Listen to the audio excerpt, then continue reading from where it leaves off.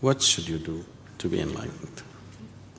Now once again, enlightenment is not an achievement. Enlightenment is not going to the peak. Enlightenment is a homecoming. You come back to your original nature. Right now, you have identified yourself with many things that you are not, isn't it?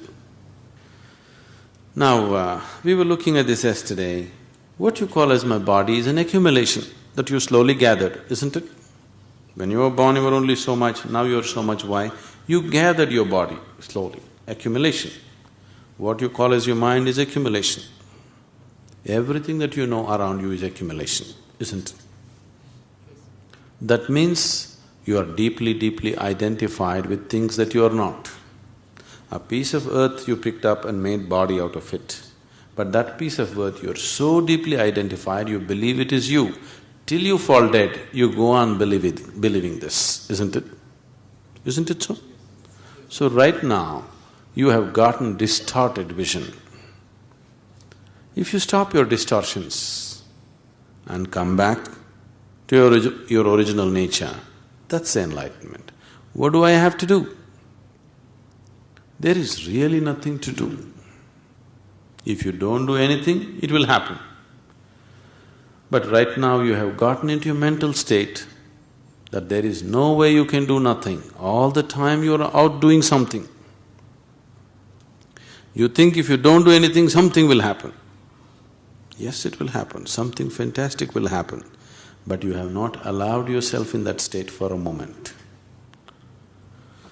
So, to bring you to that state where you can do nothing, we will have to make you do many things. Otherwise, you won't sit in one place, isn't it? If you simply sit here and don't do anything, either with your body or with your mind or with your emotions, the reality of the existence will burst forth within you, nobody to stop it. It is just that you are constantly on. You have become such a slave of your mind. Endlessly it's going on. You can't stop it, you can't hold it, you can't do anything about it. Because once you get into the trap of the mind, it just goes on endlessly. It has its own momentum, you don't have to do anything about it. One day if you rev it up and leave it, it can go on for many years, picking up more and more momentum. It doesn't need your assistance anymore, isn't it so? Do you see this happening?